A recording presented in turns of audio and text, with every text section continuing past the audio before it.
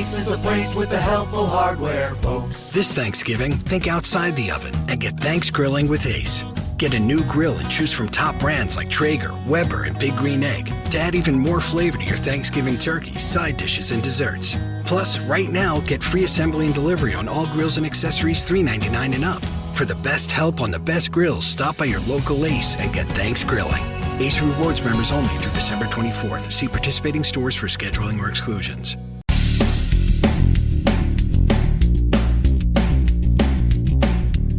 This is No BS Job Search Advice Radio, episode 1688. I'm your host, Jeff Altman, the Big Game Hunter, and welcome. This is a longer show today. It's an interview that I did in late November with Thea Kelley about mistakes people make on their interviews. She and I had good rapport, good chemistry.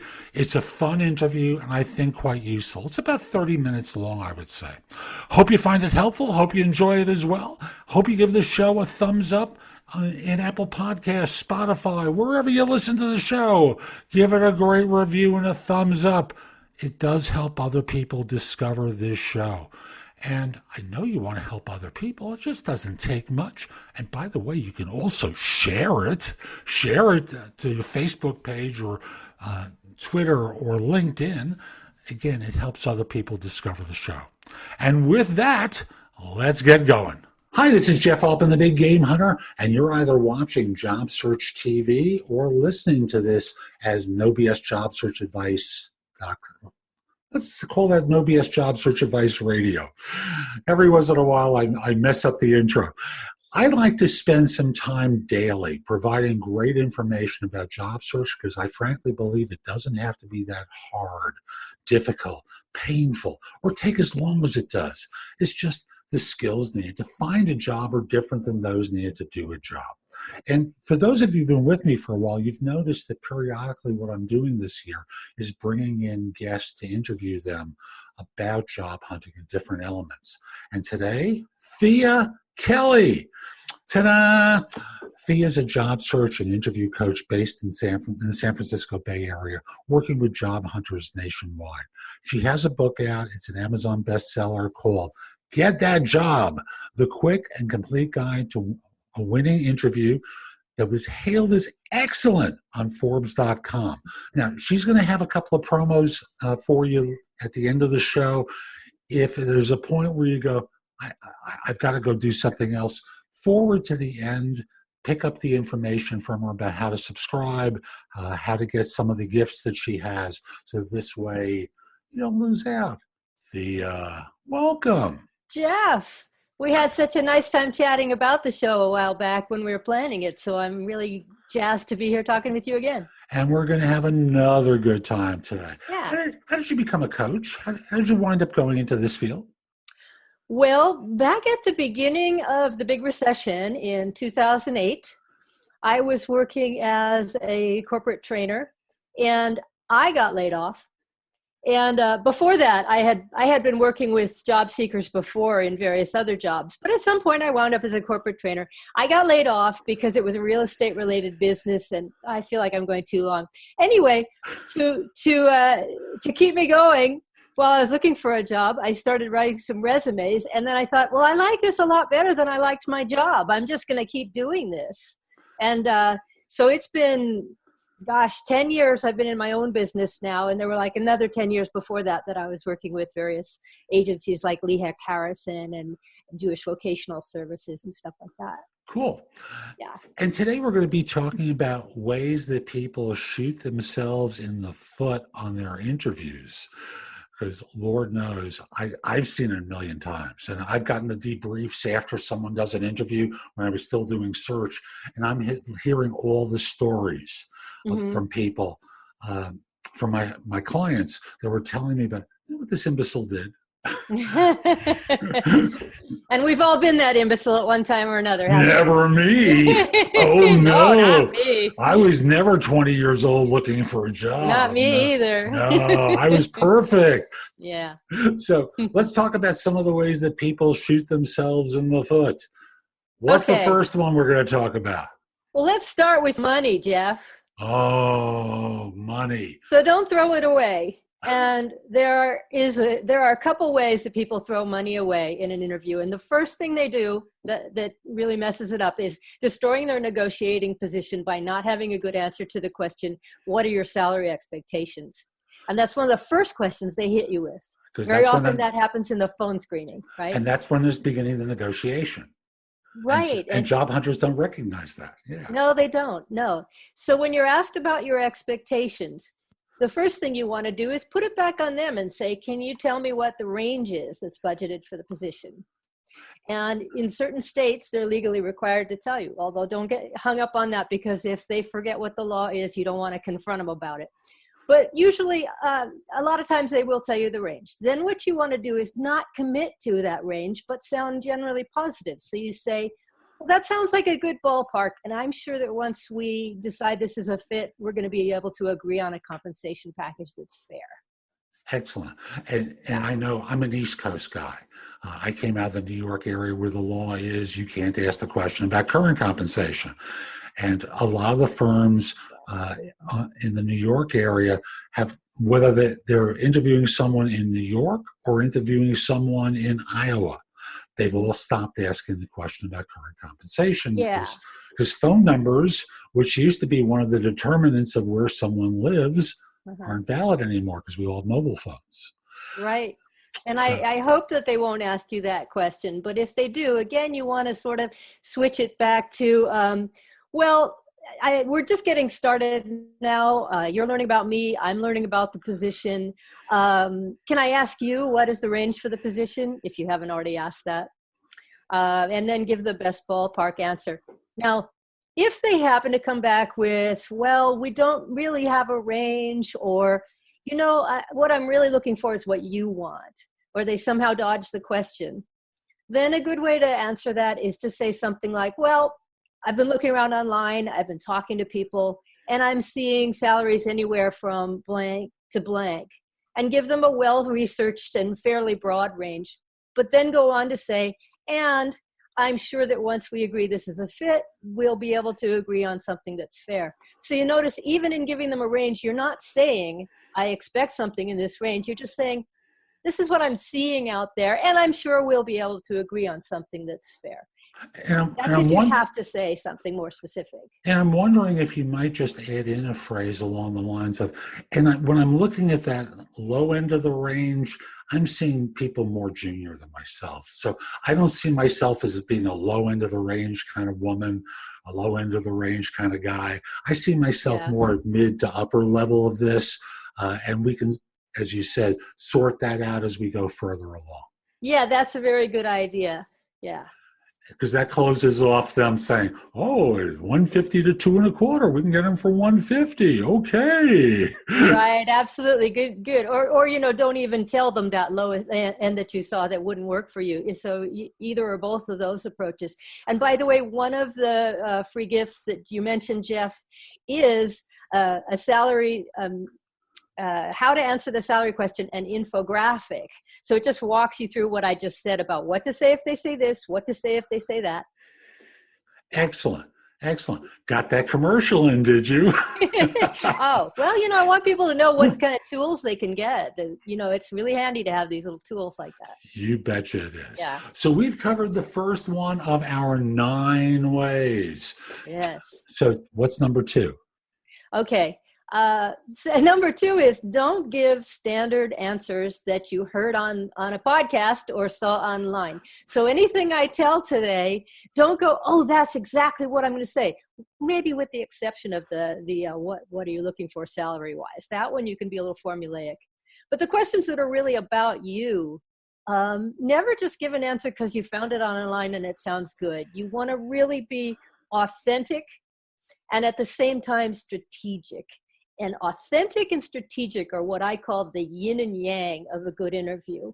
You've got to be real. You've got to be yourself, but you want to be your best self, and you want to be proactively selling yourself for the job. And I think one thing that really helps you be authentic is if you're trying to figure out how you would answer a certain question, start with what I call the best friend answer. Go ahead and start, think of it, not in the interview, but ahead of time. say out loud what you would say if you were just telling your best friend the answer. And then look at what you said and kind of edit it, polish it, strategize a little bit, but start from that actual core of what it really is for you. And to say it in a way that conveys sincerity. Right. Because one of the things that firms evaluate for, particularly the more senior you are the emotional intelligence qualities. Yeah. And thus the idea that you want to sound sincere. Right. And one of the best ways to sound sincere is to be sincere. Right. If you go in and you're very phony, they're not going to trust you. They're going to be like, I can't put my finger on it, but I just don't know who that guy is. I just don't feel comfortable with him. And they know how to smell BS because they've smelled it way too many times. Yeah. So no BS interviewing. Hey, but be strategic. Yeah. It's funny. And, on the one hand, there's the idea of being authentic. And on the other side, what was the other part of that? Strategic. Yeah. And how do they remember why you're there? You're not there to chit chat and smooze. You're there to make it very clear why you're going to do a great job in that job. Super. So we've got the money question so far. We've got the authentic versus strategic scenario, and how to convey yourself well in answering questions. What's number 3? Okay, 3 is don't shoot yourself in the foot when you're asked a question about some kind of negative or sensitive subject, mainly negative subjects. And these would... Like, I hate my boss? You're not going to say that? No, right. And sometimes they'll even ask, tell me about your past boss, or what was your past boss? What were his or her greatest strengths and weaknesses? And that's when you have to remember that every question is an opportunity for you to sell yourself for the interview. And so I have an ABC tool I just made up this morning preparing for this. Yeah. With regard to negative questions, you want to do ABC. A is analyze. So why are they asking this? What are they trying to learn about you? So let's say they've asked, what are the strengths and weaknesses of your previous boss? What they're looking for here is, are you discreet? Did you have a good relationship with your boss? Are you able to work well with a variety of different personalities? They're looking for emotional intelligence here. And so your answer would be, say something positive about your boss. Even if they're a terrible boss, chances are there's something positive you can say. Let's say you had a boss who micromanaged you to pieces and had a tendency to yell now and then. You could say, my boss was very passionate about his work and about excellence. And I really wouldn't want to go to what his weaknesses were. That's not for me to say. But we were able to do some great work together. And I'm looking forward to telling you about some of the things that we achieved. Sweet. Nice way to dance off the weaknesses. Right. So that was the A. You analyze what are they trying to find out here and address it. B is brevity. Anytime you need to say anything about anything negative. Now, in this answer, you didn't even say anything negative because it's about somebody else. But let's say the question is, what are your weaknesses? Or let's say the question is, why have you been unemployed for the last year? Okay, you're being unemployed for the last year, or having a gap in your resume, or not having a certain skill or experience that they are hoping you have. That is a negative. So when you talk about the negative part of it, keep it super brief. So don't be like, a whole big story about why you haven't worked in a year. Make it just something very brief, like 50 positions were eliminated from my company, and one of them was mine. And after taking care of some personal business and also taking some long-awaited time off to go see the world, I started looking for not just any job, but the right job. So yes, you are admitting the negative, which is that you were laid off, but you're keeping that part super brief and going into positives. So keep it brief. And I was going to get to C, unless you want to add anything. No, that's okay. Go to C. Because I'm trying to keep it brief. C is circle the negatives with positives. And I was doing that in the examples I gave also. Yeah. I was going to say surround them with positives, but I wanted to make it a C, right? I don't know which of these is correct for you out there in podcast land. Your right hand was correct. Okay, C for circle those negatives with positives. So, for instance, if they ask you what are your weaknesses, you might say, While I am very, very good at X, that's like the main part of the job, I'm currently working on building up my skills in Y, the part that you're a little weak on. And here's what I'm doing about that is Z. And that's, again, going back to positives. So A, B, C, analyze what they're looking for. B, keep it brief. And C, circle it with positives. And I'm a believer that most answers to questions should be kept to about a minute to a minute 15. I agree. Attention span, we live in an ADHD culture, and no one listens for very long. As such, the goal is if you can keep it to a minute, minute 15 in total, and especially on a negative topic, a weaknesses area, an invitation to criticize, 40 seconds, because that gets you off the hook faster. Or less. Yeah, right on. We've got 3 covered. What's number 4? Let me see. Oh, yeah. So speaking of being brief, don't be a rambling man or a rambling woman. That may be fine for an Allman Brothers song, but it's not too good in an interview. So this is one of the most common problems that people come to me with as an interview coach. Almost everybody tends to wander a little. And so first thing is, have a little bit of a plan about how you're going to answer any common question that you can anticipate they're going to ask. If you know that you're going to need to mention this, that, and the other thing, having mapped out what those 3 things are and kind of gotten that in your head, then when they ask the question, just hit those 3 things and don't wander off into other stuff. Another way is if you do find that you're wandering in your answer and that it's getting long, just stop yourself at some point and say, but I'm getting too much in the weeds here. Long story short is, or to get to the essence of it, feel free to interrupt yourself like that and then just get right to the point.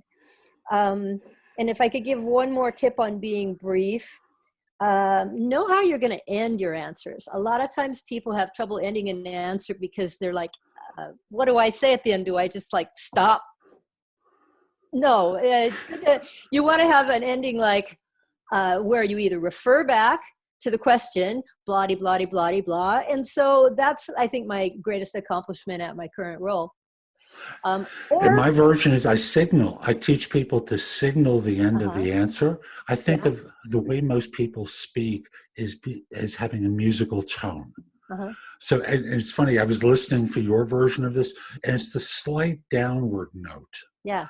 So the classic criticism of the Valley Girl is that everything ended in an up, and there are people who just talk that way. And you don't want to do that because it makes it sound like you're just not really very sure of yourself. Right. And that's how it gets interpreted, whether true or not. So as you heard me end true or not, I went in a downward note. And that's often the signal to people that the answer is done with. There you go. And one more thing on that, you can refer back to the question to kind of wrap it up. Or another thing is you can refer forward to if you were to join their company. So you can say, and that is my greatest accomplishment at my current role. And I wonder if you maybe have a project involving blah, blah, blah that I just spoke about. Sweet. So you can, Yeah, because the idea wherever you can is to tie the bow with what they need. Yeah. And to just check in with them to make sure that this was something that they could use. Right. And so all the things we just talked about, by the way, are things that you need to not just hear once and then go to the interview. You need to practice doing these things, either with a friend or on your own or with a coach, so that you've got the experience of wrapping up an answer or using the downward tone like that. It's funny. One of the things I tell job hunters is great athletes all practice, right? Steph practices. He's on the court 7 days a week. LeBron is on the court 7 days a week. And great entertainers all rehearse. And job hunters go on interviews. And the first time the words ever come out of their mouth are at the interview. And they wonder why they don't deliver. Yeah. And another thing those people do that most people don't realize is they do also mental practice. Yeah. They don't just go out and practice on the court with a real basketball. They will also practice in their mind, shooting the ideal, very difficult shot that maybe they have trouble with and doing it perfectly. And that way they're programming themselves to do that thing perfectly. So think about that. Imagine before your interview, imagine the interview and imagine it all going really well, just the way you want it to. Imagine being calm and confident, and you'd be surprised what a difference that can make. Mental tennis. I remember that. Yeah, Tim Galloway, The Inner Game of Tennis. Yeah, Bingo. that stuck with me too. Was that number 4 or number 5 that we just did? That was 4. That's what I thought. Number 5. Number 5 is a biggie. And even though I'm burying it in the whole middle there, it's a biggie. And that is, be proactive about your messaging. Don't just go to the interview and hope they'll ask you the right questions. You have to go there knowing what it is you especially want to get across. And what you especially want to get across, part of it, is what's unique and special about you. So you need to somehow identify what are your, what I call key selling points, or your brand. What is it about you that's going to make you stand out from the other people? And that can be a hard thing to figure out. And I actually, the first chapter of my interview book is about that. And one of the free gifts is a free report on how to figure out what makes you stand out and emphasize that in the interview. And one way that you emphasize it, by the way, in the interview is by making sure that your answer to that very first question, that tell me about yourself or walk me through your background, or even why are you interested in this job, your answer needs to bring out the top 2 or 3 or maybe 4 things about you that make you stand out from the competition. Nice. I know the way I coach people is I work with the assumption that most job descriptions are 80% accurate. Because what usually happens is someone gives notice and the hiring manager calls to HR and says, you got that job description we used to hire Thea? Yeah, she just gave notice. Could you get that out to, to our sources right now and see what we can turn up? And no one ever updates it. I've confirmed this so many times with different people I've coached. So the first thing I tell people to do is to say, hey, thanks so much for reaching out to me.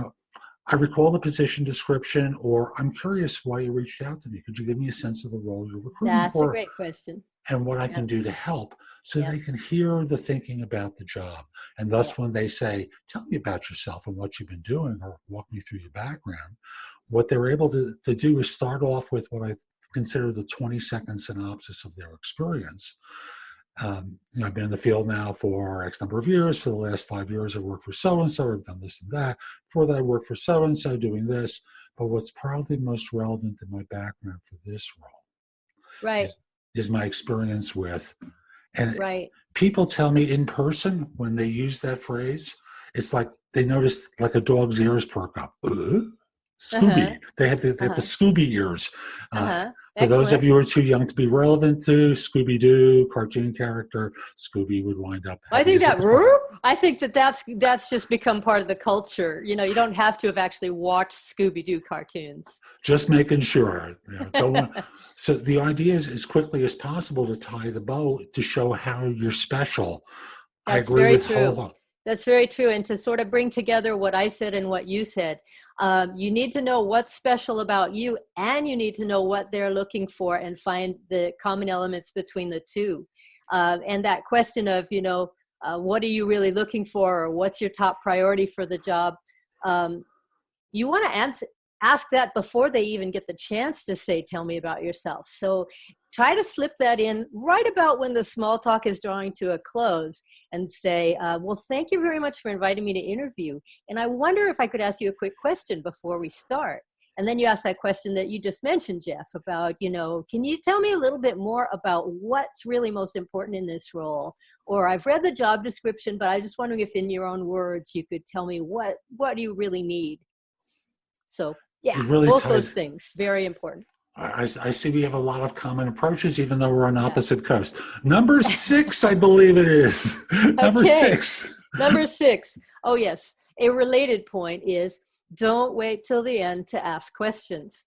The best interviews, and by which I mean the ones most likely to get you the job, are the ones that turn into a conversation rather than simply being a question answer sort of interrogation, because a conversation is so much more comfortable for both parties. And so everybody gets to shine a little more and show a little more of who they really are. So here's some examples. First of all, that question before things even start. Then another thing is when you're asked a question that you could give a better answer if you knew a little bit more about the background of the question. So try asking them, saying, I'd love to answer that. And before I do, I wonder if I could ask you, are you more interested in the X aspect or the Y? Or can you tell me a little bit about what that looks like here in this company? And then their answer is going to probably help you be able to give a much better answer. Excellent. Yeah. And so that helps turn it into more of a conversation. Or you could, at the end of your answer, you could say, I'll go ahead and answer it and then say, is there anything more you'd like to know about that? Or how does that relate to how you do things here? Or I read online that you do blah, blah, blah in this particular methodology, and I'm wondering how that relates to what I just said, or something like that. Yeah, the idea is to get them talking. Yeah, and get a dialogue. Because if they are sitting up high on the cushion, looking down as the sultan, or I'm not sure what a female sultan would be called. I don't know either. Maybe there weren't any. I'm not aware of female sultans. I just knew about sultans. If they're sitting up high on the pillow, looking down upon the supplicant, well, there's a power differential.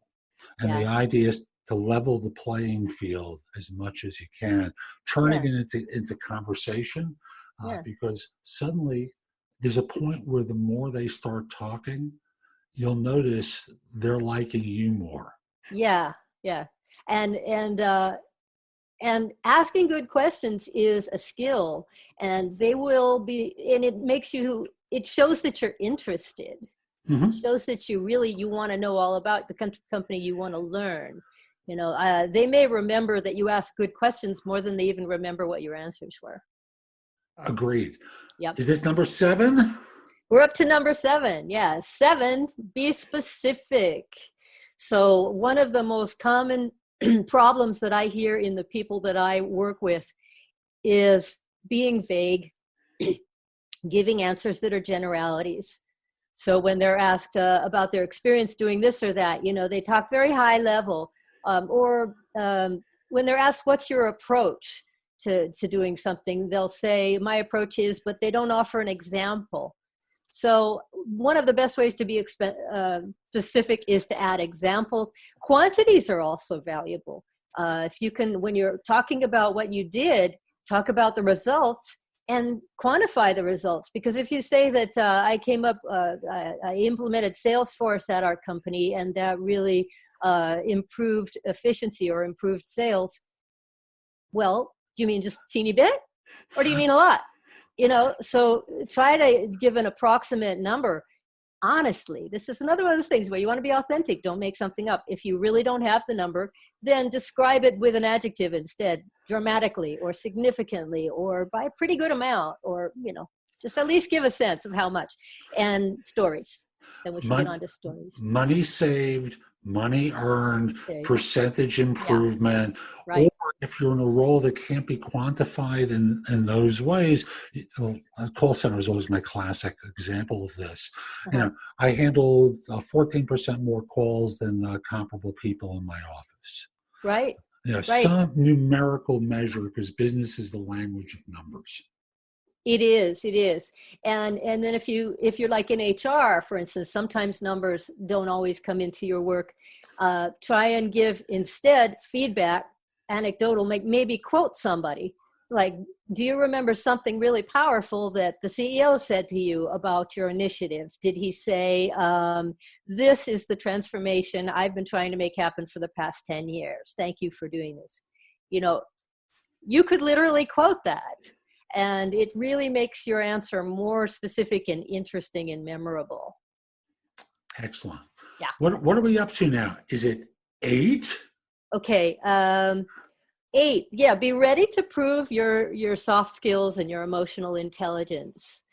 So many of the other things you're going to talk about in the interview are technical skills of one sort or another. It's how to do the job, how to manage the project, how to write the code, how to add up the figures.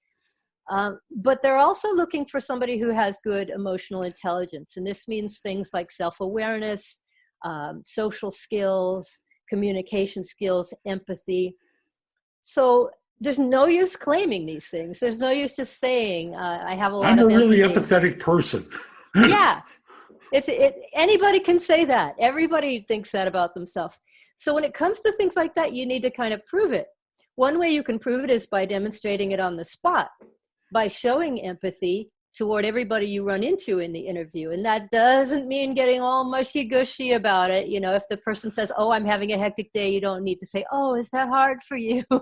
You're not being a therapist. But you do need to say, but if they say they're having a crazy day, you can say, oh, I know.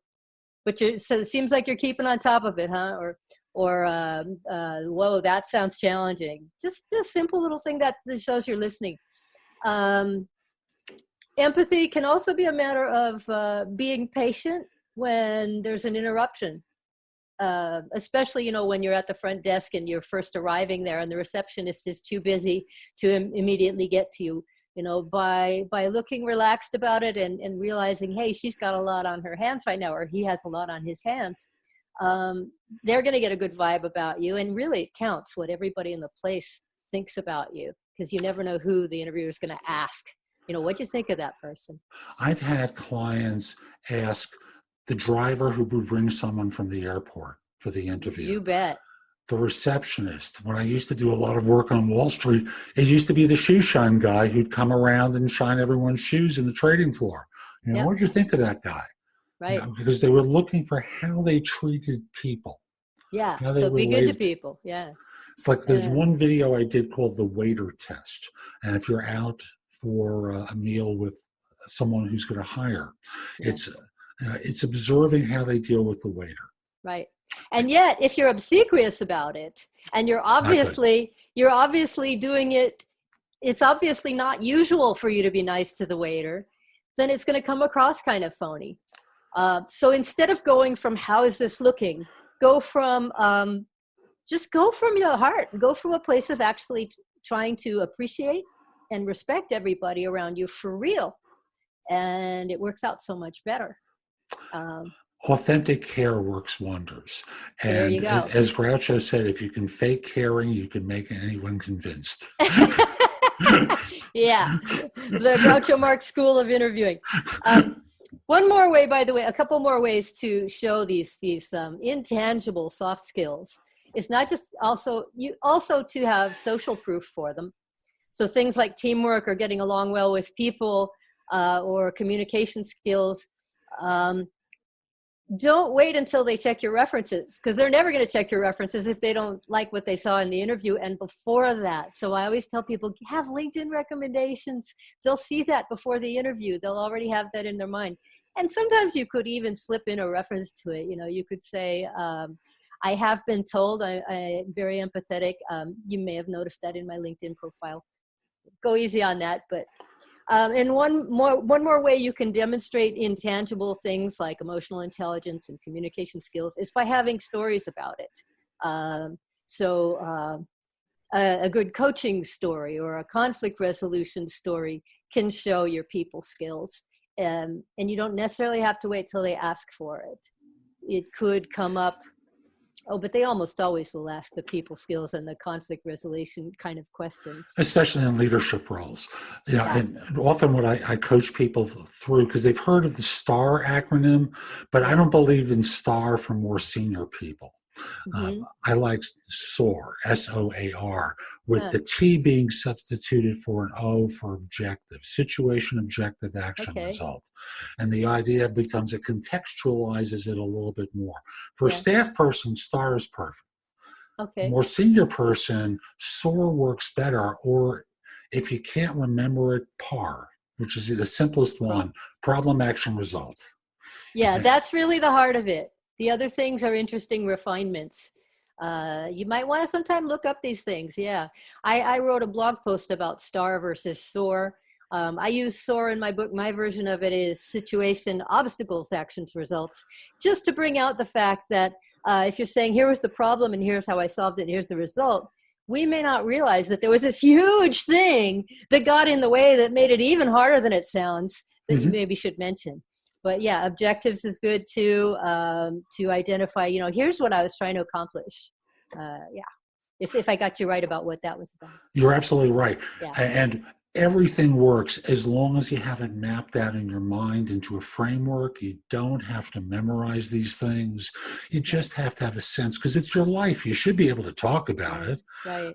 But to me, again, a minute 15 is as much as you can have an attention span for. And thus from there, if you want, I can go into more detail for you. Exactly. That was going to be one of my suggestions about how to keep things short, is to make it too short and then say, and that was just really brief. Would you like me to say more about anything? But it's about this SOAR thing. That's important. And I mentioned stories earlier, and I didn't say much about it. And one of the biggest things to remember about stories, the thing a lot of people get wrong, is they'll say, well, this was the problem, and here's what I did. But you've left out, what difference did that make? What was the impact of that? How did that benefit the company? And that's the juicy part. That's the part you really want to say a lot about. Like you said, Jeff, you want to quantify what that meant in terms of percentage of efficiency or in terms of dollars. You want to maybe quote what somebody said about it. Don't shortchange the R in PAR or SOAR or STAR or whatever. It's that R that's really super important. Remember the pirate. Arr. Arr, arr. Maybe that'll help you remember. The Arr school of interviewing. Pirate interviewing. That's my next book. Number 9. Okay. Number nine. Prepare in advance. Yes. And people don't do this, and I'm not sure why. And they wait until an in-person interview is scheduled, but by that point, they may have already goofed up the phone screening. Realize that as soon as you put yourself in the job market, and maybe even before, but as soon as you apply to any job, you never know when you're going to get that phone call of somebody saying, do you have a few minutes to chat?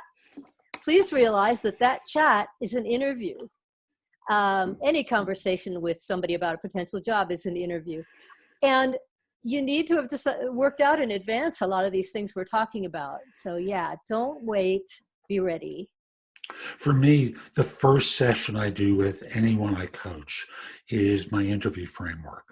And the idea becomes, I want them to have time to practice. Yeah. And to, we do a mock interview second, that's fine. They can do it with a husband, wife, or partner. Afterwards, they don't need the mock, and they just go through some basic questions, as long as the words come out of their mouth and they're not just thinking the answer. You are so right. Our approach is so similar, because what I usually do with clients is have a first meeting where we talk about what you might call the framework, the key stuff. What are your key selling points? How are you going to answer? Tell me about yourself in the most strategic way. We're getting your stories ready. And then I let them go away with that and chew on that and think about it, because it takes like about a week to prepare all that. And then we get back together, look at that again a little bit, and then go on to the mock interviewing. So don't think that getting ready for an interview is an overnight thing. Give yourself at least a week to prepare for it. And make your mistakes offline rather than online. Yeah. Like I said, practice with someone. Yeah. And get feedback. Get feedback. Yeah. And, I like doing my coaching by video, because I can record the session and send it to them afterwards through Zoom. So they can see the same things I'm seeing. Yeah. I can critique them and go, oh, that's why he said that. Oh, because you have no idea what your habits are like and what your gestures are like and your mannerisms are like, that either can be too flamboyant, too dramatic, or, you hurt yourself with the mannerism. Right. Or maybe you're never smiling and you're just coming off kind of flat, and the excitement isn't coming across and the interpersonal thing isn't coming across. So you need to see that and realize that. Exactly right. So we've covered 9 major points here. Yes, we have. Any surprises? Any bonus round after this? I'm just curious. Oh, I tried so hard to work it all into 9. We didn't really say anything about clothes or whatnot. I think a lot of people already know that. But just a quickie about that is ask the recruiter when they first call you and set up the interview. Ask, what do people generally wear on the job there? I know different offices have a different culture and different habits. And what would you suggest I wear to the interview? And then another good rule of thumb is for the interview, dress one level up from how you dress to do the job. So if you are looking at a Silicon Valley job, something like that, where you'd be going in jeans and T-shirt and flip-flops, then you don't want to wear a suit to the interview, but you don't want to wear jeans and flip-flops either. You want to go in nice slacks and, a shirt that is not a band T-shirt, and a nice pair of shoes that are preferably not athletic shoes or sandals. So just dress a level up from where you would on the job. And for video, for video, I always tell people, take a look behind you where you're going to be for the video. Oh, gosh, yes. And, yes. Notice what's there. Someone I was coaching recently, he's got the cross trainer in the room where he does the interview. And I said, were you planning on that staying there? That's an exercise machine, right? Yeah. And it's distracting. Yeah. It's like, what is that thing? Yeah. And anything that takes someone away from their attention on you is a liability. It could be in what you wear. It could be how you speak. It can be, anything around you on a video, and of course in an in-person interview. Right. And it's easy to get irritated about all this. I understand that. It's really easy to feel like, my God, why are they examining every last little thing about me? And I understand that. And, you just put yourself on the other side of it and realize that when you first meet somebody, don't you decide within seconds kind of what your vibe about them is, how you feel about them. And that's what's going on there. And then some, because interviewers are always a little scared in a way, even if they're not emotionally scared. They're kind of institutionally scared because they know that if they hire the wrong person, it could end up costing them something like, I think, a third of the first year's salary to get that person out and bring a new person in. So they're a little paranoid, and that's why you need to be very careful with them. It's so true. They are, whether you're an HR or a hiring manager, it's like the candidate is a reflection of the parent. So with HR, you send it to a line manager. It's like bringing your 8-year-old over to visit someone's home. Oh, right. Yes. I see. So for HR, they bring it to the hiring. Why did you do you really thought I'd be interested in this person?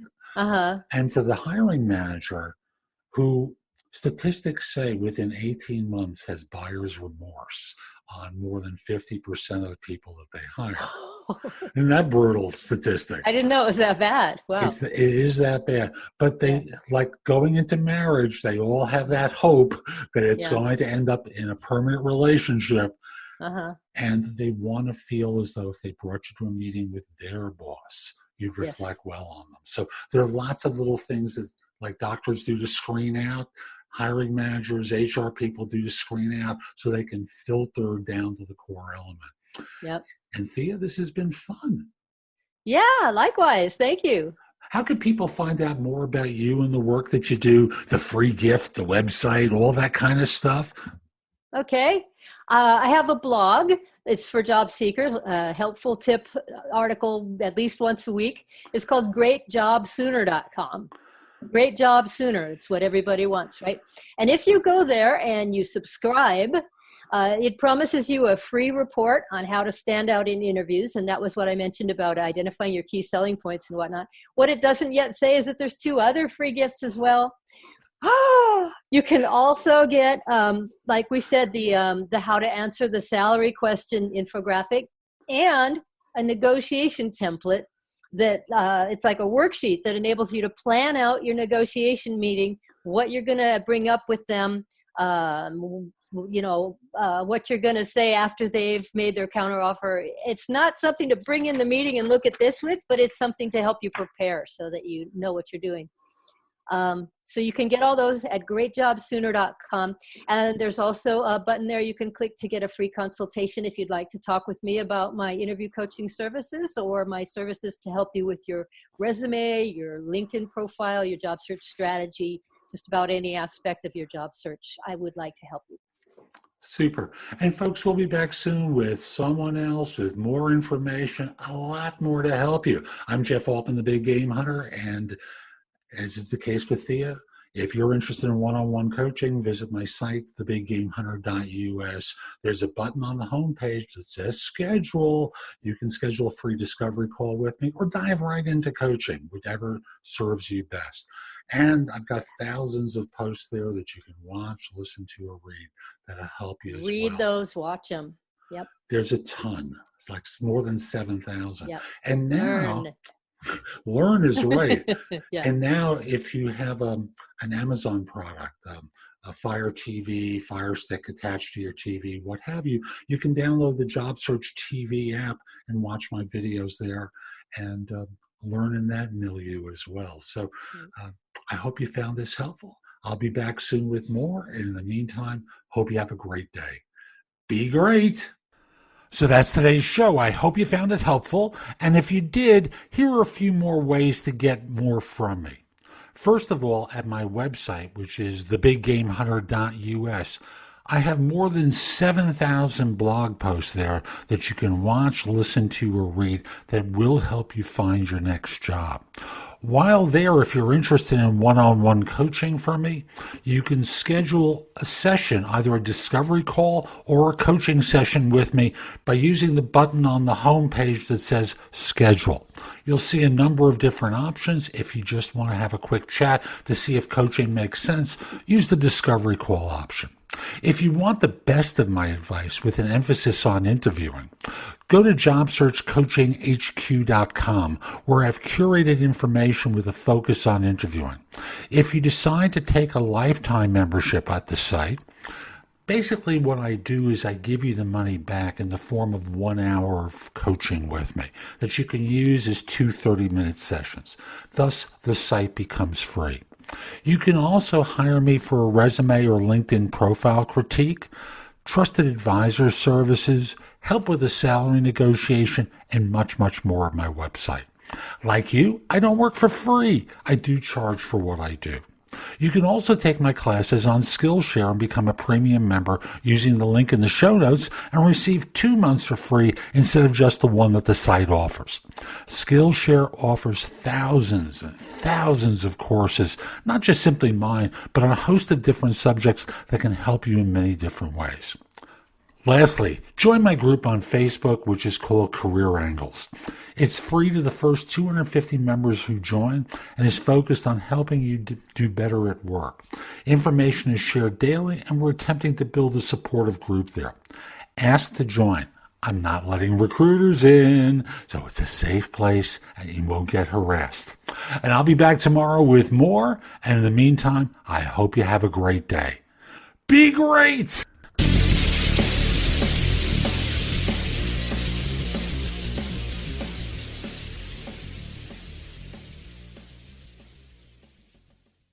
Southern California is home to millions of drivers, so the open road is rarely open. And unfortunately, as we all know, a lot of drivers aren't always focused on navigating the street in front of them. So Toyota is doing its part to help make driving safer. Toyota Safety Sense is a no-cost suite of safety features designed to be a kind of safety co-pilot, and it comes standard on most of their models. Find out what Toyota Safety Sense is all about. Visit buyatoyota.com. Your Southern California Toyota dealers make it easy. Toyota, let's go places. Total Wine & More is a wonderland to explore.